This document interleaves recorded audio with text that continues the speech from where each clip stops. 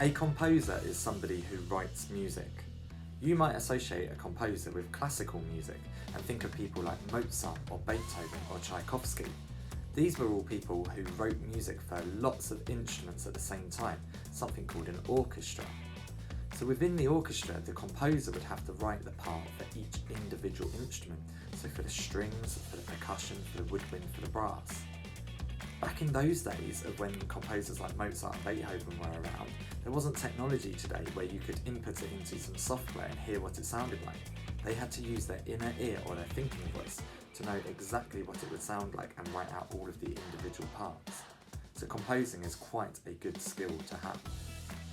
Now, developing from the classical composers for the orchestras, a band that I would like to bring up are the Beatles, because they are seen as many as the first people to write their own music and perform it. So no longer was it written by somebody else and then performed by a different band. The Beatles wrote their own music to perform, which then set a trend of many pop stars nowadays writing their own songs. People like Ed Sheeran might be singer-songwriters, or Adele would write her own music and perform it. So a composer, just to recap, is somebody who writes music. Whether they perform it themselves or give it to somebody else to perform is a different matter, but they are responsible for the writing of the music.